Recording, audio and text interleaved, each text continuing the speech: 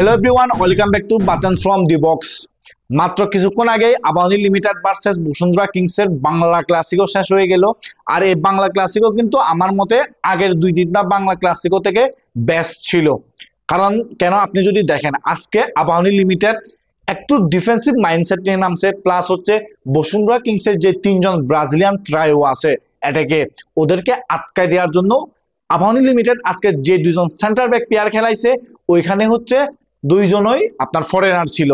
যেমন আপনি যদি দেখেন আবাহনী লিমিটেড ন্যাচারালি কিন্তু ওরা দুইজন আপনার ফরেন সেন্টার ব্যাককে খেলায় না, মানে ইউজুয়ালি ওরা খেলায় না, কিন্তু আজকে ওরা খেলাইছে। শুধুমাত্র বসুন্ধরা কিংসের যে তিনজন ব্রাজিলিয়ান ট্রাইও আছে আপনার হচ্ছে মিগেল দাম আছে না, রবসন রবিনো আর দোরিয়ালটন, এই তিনজনকে আটকাই দেওয়ার জন্যই মূলত ওরা খেলাইছে যে দুইজন সেন্টার ব্যাক ফরেনার। আর তার সাথে রহমত মিয়াকে 11-এ নিয়ে আসছে, কারণ রহমত মিয়া অনেকদিন ধরে 11-এ ছিল না, ও ইনজুর ছিল।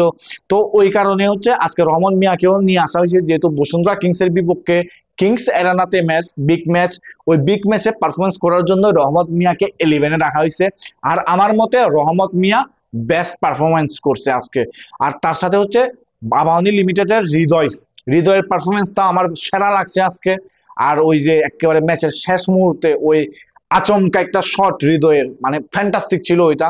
যদিও বা হৃদয়ের একটু মানে দুর্ভাগ্য বলতে পারেন, ওইটা গোলবারে লেগে গেছে, গোলবারে না লাগতো হৃদয় একটা ফ্যান্টাস্টিক গোল পাইতো আর আবাহনী লিমিটেড ম্যাচটা ড্র করে ফেলতো, কিন্তু শেষ পর্যন্ত ওইটা হয় নাই।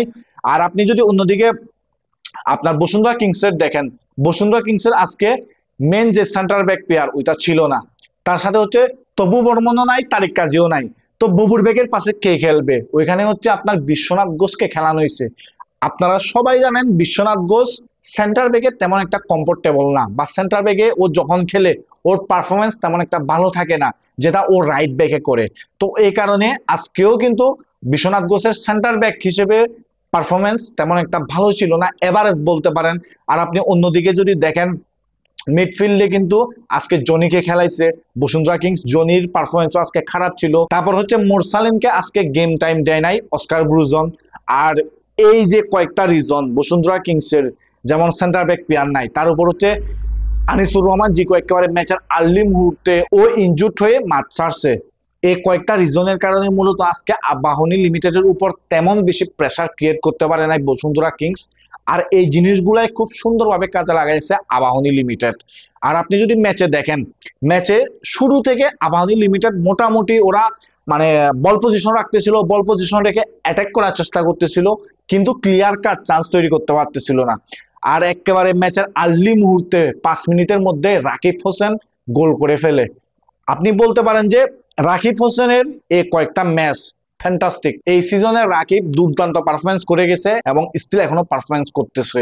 আজকের ম্যাচও আপনি দেখলে বুঝবেন রাকিব ফ্যান্টাস্টিক ছিল আজকের ম্যাচে। আর এই রাকিবের গোলটা একেবারে আর্লি মুহূর্তে আসার পরেও কিন্তু আবাহনী লিমিটেড অ্যাটাক করতেছিল, বল পজিশন রাখতেছিল, ওরা মানে সময়ে সময়ে অ্যাটাক করতেছিল। আর অন্যদিকে যদি আপনি বসুন্ধরা কিংসের দেখেন, বসুন্ধরা কিংস যে মোমেন্টাম গুলো পাচ্ছিল ওইগুলাকে ওরা ভালো একটা চান্স ক্রিয়েট করতেছিল, কিন্তু ওরাও গোল পাচ্ছিল না। আবার আপনি এরপরে মিগেল দামাসেনাকে হচ্ছে আপনার মিলাদ শেখ ফাউল করে, আর ওইখানে আমার মনে হয় ওইটা ক্লিয়ার পেনাল্টি, ওইখানে মানে কন্ট্রোভার্সি হওয়ারও কিছু নাই, ওইটা ক্লিয়ার পেনাল্টি ছিল। এখন অনেকে বলবে যে মিলাদ শেখ তো প্রথমে হাত ধরে টানতেছিল মিগেল দামাসেনাকে, তো প্রথমে কেন ফাউল দেওয়া হয় নাই? আমার মতে ওইখানে মিগেল দামাসেনা পড়ে যায় নাই, ওই কারণে মূলত বক্সের বাইরে ফাউলটা দেওয়া হয় নাই। বক্সের ভিতরে যখন ঢুকছে মিগেল দামাসেনা, ওইটার পরে কিন্তু মিলাদ শেখ পা লাগাই দিছে আপনার এই যে মিগেল দামাসেনার উপরে। তো এরপরে মিগেল দামাসেনা পড়ে গেছে বক্সের ভিতরে, যার কারণে মূলত ওইখানে পেনাল্টি কল দিছে রেফারি। ওইটা আমার মনে হয় 100% পেনাল্টি কল ছিল। তো এরপরে যদি আপনি দেখেন ফার্স্ট হাফটা শেষ, ফার্স্ট হাফে আবাহনী লিমিটেড মোটামুটি ভালো করছে, কিন্তু তেমন একটা ভালো করতে পারে নাই। যদি দেখেন আপনি অন্যদিকে বসুন্ধরা কিংস ওরা সময়ে সময়ে অ্যাটাক করছে, ওরা হচ্ছে মোমেন্টাম বুঝে অ্যাটাক করছে, মোমেন্টাম গুলাকে কাজে লাগাইছে। আর ওর মাধ্যমে কিন্তু ওরা 2টা গোল পাইছে এবং 2 গোলের লিড নিছিল। আর ফার্স্ট হাফটা যেরকম ভালো গেছে বসুন্ধরা কিংসের, সেকেন্ড হাফটা কিন্তু ততটাই খারাপ গেছে।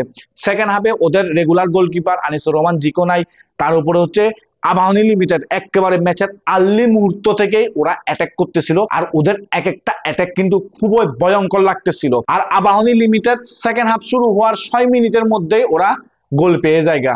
আর এই গোল পাওয়ার পরেই কিন্তু আবাহনী লিমিটেড একটু আপনার নরম হয়ে গেছে আমার কাছে যেটা মনে হয়েছে। আবাহনী লিমিটেড এই গোল পাওয়ার আগে পর্যন্ত বসুন্ধরা কিংসের উপর যেভাবে আপনার চড়ে গেছিল, ওইভাবে কিন্তু ওরা গোল পাওয়ার পরে মানে খেলতে পারে নাই বা পারফরমেন্স করতে পারে নাই, যার কারণে কিন্তু ম্যাচটা মোটামুটি একটু স্লো হয়ে গেছিল। কারণ বসুন্ধরা কিংসও চাচ্ছিল ম্যাচটা স্লো করে ফেলতে, কারণ বসুন্ধরা কিংস তখনও এক গোলের লিডে আছে আবাহনী এক গোল করার পরেও। আর অন্যদিকে আবাহনী লিমিটেডও তেমন একটা ভালো করতে পারে নাই। ওরা সেকেন্ড হাফে প্রথম যে 6-7 মিনিটে যেরকম পারফরমেন্স করছে বা যেরকম চড়ে খেলছিল বসুন্ধরা কিংসের উপর ওই রকম, যার কারণে ম্যাচটা স্লো হয়ে গেছিল। আর এভাবেই ম্যাচটা কন্টিনিউ থাকে। আর 63 মিনিটের সময় ওয়াশিংটন ব্রান্ডাও সেই রকম একটা চান্স পাইছিল, আমার মতে ম্যাচের সেরা চান্স ছিল ওইটা আবাহনী লিমিটেড এবং বসুন্ধরা কিংসের জন্য। মানে একেবারে সেরা সুযোগ, ওই সেরা সুযোগটাই মিস করে হচ্ছে ওয়াশিংটন ব্রান্ডাও। আর বলতে পারেন ওইটা ও মিস করার পিছনে হচ্ছে শ্রাবণের কৃতিত্ব, কারণ শ্রাবণ ওইখান থেকে দুর্দান্ত লেভেলের সেভ করছে, মানে আপনি বলতে পারেন ওয়ার্ল্ড ক্লাস সেভ ওইটা। তো ওইখানে হচ্ছে আমার মতে ম্যাচটা ডিসাইড হয়ে যায়গা। এরপরে ম্যাচটা আবার স্লো হয়ে যায়গা। তো স্লো হওয়ার পরে আবার একেবারে ম্যাচের শেষ মুহূর্তে কিছুক্ষণ আগে বলছি হৃদয়ের একটা আচমকা শট, ওইটা হচ্ছে গোলবারে লেগে যায়গা। আর এরপরে হচ্ছে ম্যাচটা শেষ। তো এই ম্যাচটা আমার মতে আগের ম্যাচগুলা থেকে একটু বেটার ছিল, মানে আগের বাংলা ক্লাসিকোদের থেকে। কারণ আপনি যদি আজকের ম্যাচে দেখেন, আজকের ম্যাচে মোমেন্টামের উপর খেলছে বসুন্ধরা কিংস, প্লাস হচ্ছে ফার্স্ট হাফে ওরা মোটামুটি অ্যাটাক করছে, কিন্তু ওরা সেকেন্ড হাফে তেমন বড় কোনো কিছু করতে পারে নাই। আর যদি আপনি অন্যদিকে দেখেন আবাহনী লিমিটেড সেকেন্ড হাফে দুর্দান্ত ছিল, মোটামুটি পুরাটা না হলেও সেকেন্ড হাফটা মোটামুটি ওদের ছিল। তো আপনি যদি ফার্স্ট হাফে দেখেন, ফার্স্ট হাফে কিন্তু আবাহনী লিমিটেড মোটামুটি এভারেজ লেভেলের পারফরমেন্স ছিল। ওরা বল পজিশন রাখতেছিল, মোটামুটি চান্স ক্রিয়েট করতেছিল, কিন্তু ক্লিয়ার কাট চান্স তৈরি করতে পারে নাই। আর ওরা যেগুলা একটা দুইটা চান্স ক্রিয়েট করতেছিল ওইগুলা গোলে কনভার্ট করতে পারে নাই ঠিক মতো। আর ওদের আমার মতে যে জোন 14 এরিয়া আছে, জোন 14 এরিয়া থেকে ওদের যে শট গুলা হয় ওই শট গুলা খুবই বাজে ছিল। ওরা একটা শটও অন টার্গেটে রাখতে পারে নাই। ওরা ওই জোন 14 থেকে যতগুলা শট করছে সবগুলাই অফ টার্গেটে চলে গেছে, মানে হচ্ছে আপনার আবাহনী লিমিটেডের। তো আবাহনী লিমিটেডের প্লেয়ারদের যদি ওই জোন 14 থেকে যে শট গুলা নেওয়া হয় ওইগুলা যদি একটু বেটার হয়, আমার মতে আবাহনী লিমিটেড আরো ভালো করতো এই ম্যাচে।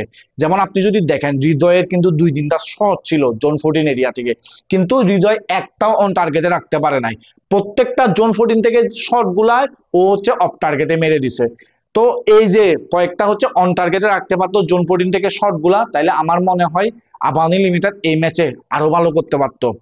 এখন আমার পার্সোনাল ওপিনিয়নে তো এই ম্যাচটা বেটার ছিল আগের বাংলা ক্লাসিকো থেকে। আর এই ম্যাচটা দেখে আমি অনেক এনজয় করছি, মানে আমার কাছে পার্সোনালি ভাবে ইন্টারেস্টিং লাগছে ম্যাচটা।